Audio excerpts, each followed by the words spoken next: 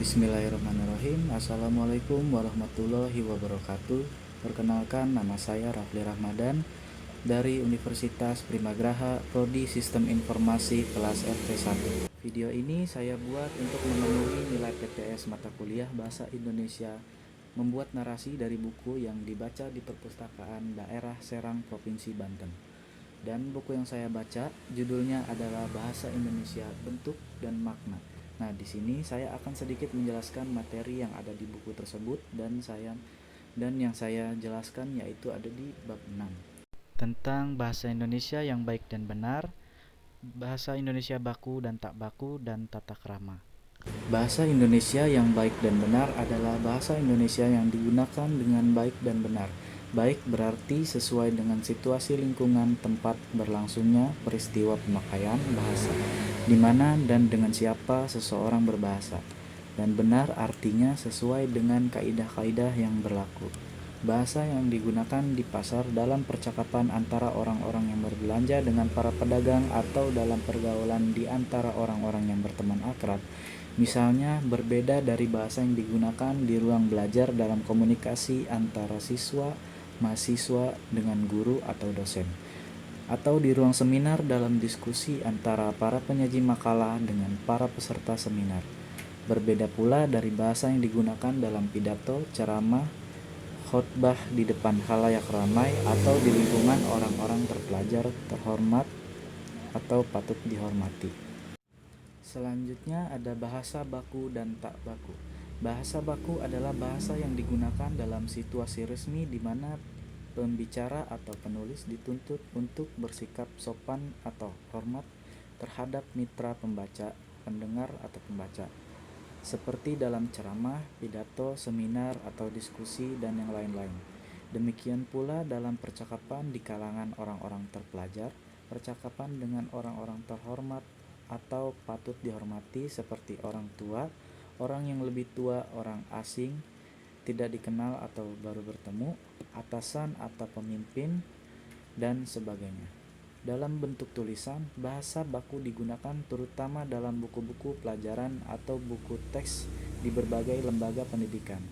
Buku-buku tentang berbagi ilmu pengetahuan, teknologi, seni, jurnal-jurnal ilmiah, dan semi-ilmiah. Surat-surat resmi, perundang-undangan sebagai peraturan pemerintah, dan sebagainya.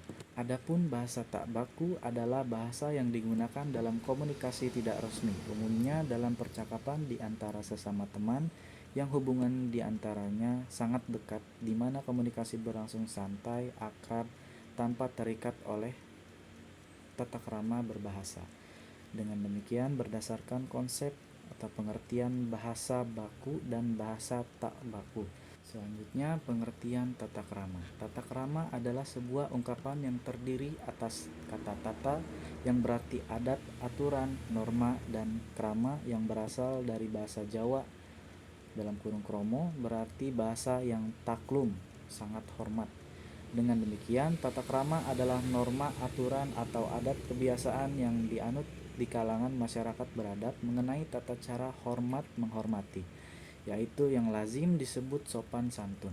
Di kalangan orang-orang terpelajar, norma-norma itu disebut etiket. Orang yang melanggar norma tata krama disebut tidak tahu etiket. Semua bahasa di dunia ini, berapapun primitifnya, selalu memiliki dan memegang teguh tata krama masing-masing walaupun dalam beberapa hal berbeda satu sama lain. Perbedaan beberapa norma dalam tata krama dapat menjadi tidak hanya di antara suku bangsa yang berbeda, melainkan juga dalam suku bangsa yang sama di lingkungan geografis yang berbeda. Misalnya, di lingkungan masyarakat pedalaman, meludah di halaman rumah atau bahkan di dalam rumah atau di depan orang dianggap hal yang wajar, sedangkan pada masyarakat kota, hal itu dianggap tidak sopan. Begitu pula dalam berpakaian. Di pedalaman, wanita hanya mengenakan kaos kutang atau menyusui bayi secara terbuka di muka umum adalah hal yang biasa. Tetapi di kota, hal itu dianggap porno. Objek penilaian tata krama. Setiap kali melihat atau bertemu dengan seseorang secara naluriah dan tanpa diniati sebelumnya, kita membuat penilaian apakah orang itu sopan, kurang sopan, atau tidak sopan, Dengan perkataan lain, kita memperboleh kesan tentang hal itu.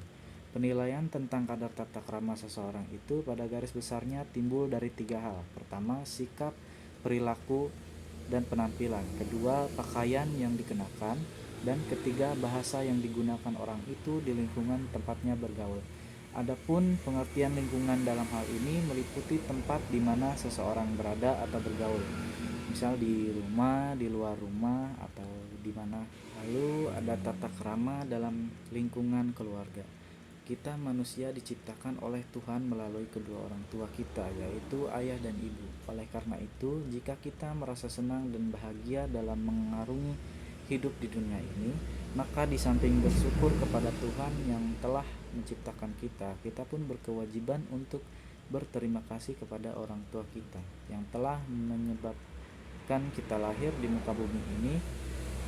Perlu disadari secara sungguh-sungguh bahwa orang tua bukan saja telah melahirkan kita, melainkan juga dengan penuh kasih sayang, dengan segala pengorbanannya telah memperbesarkan dan mendewasakan kita, memberikan kepada kita makanan, pakaian, pendidikan, menjaga kesehatan, dan melindungi kita dari berbagai mara bahaya ataupun betapapun besar resiko yang harus mereka tanggung. Kasih sayang dan pengorbanan itu mereka curahkan dengan segala keikhlasan demi kebahagiaan sang anak. Oleh sebab itu, wajarlah apabila kita sebagai anak selalu merasa berterima kasih kepada orang tua. Lalu apa yang harus kita lakukan sebagai tanda terima kasih? Bukan balas budi berupa materi. Orang tua sudah cukup bahagia apabila anaknya melakukan hal-hal yang baik yang dapat menjamin masa depannya sendiri dengan baik.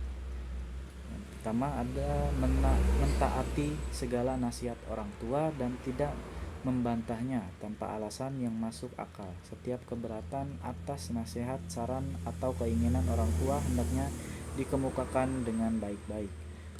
Lalu tidak melakukan hal-hal yang tercela, lebih-lebih yang dapat menimbulkan kerugian materi atau aib bagi keluarga. Lalu selalu bersikap sopan dan berbahasa lembut kepada orang tua dan saudara. Rajin belajar dan suka membantu orang tua dan saudara-saudara di rumah. Selanjutnya ada hakikat tata krama. Tata krama timbul dan berkembang serta berlaku di masyarakat atas dasar konversi, kesepakatan bersama guna memelihara hubungan baik antar sesama warga masyarakat. Tata krama pada hakikatnya merupakan penuntun hidup bermasyarakat demi terciptanya kehidupan yang rukun dan damai serta harmonis. Setiap warga masyarakat dengan demikian dituntut untuk menghayati dan mengamalkan segala norma yang berlaku. Orang-orang yang melanggar norma tata krama biasanya mendapat hukuman berupa umpatan langsung atau tidak langsung di belakang. Sekalipun demikian, pelanggaran kadang-kadang terjadi tanpa disadari di luar kemauan kita. Hal ini terjadi karena kita kurang memahami norma-norma yang harus ditaati. Bisa juga terjadi karena salah tanggap, salah paham. Untuk menghindari hal-hal itu, yang pertama, perlakukanlah orang lain sedemikian rupa sebagaimana kita sendiri ingin memperlakukan. Yang kedua, sadarilah bahwa setiap orang pada setiap saat dapat mengalami kesibukan, kesusahan, atau kesulitan, sehingga hatinya menjadi kesal atau gundah, dan kekesalan itu terpancar dari wajah yang bersangkutan. Wajahnya tampak tidak ramah.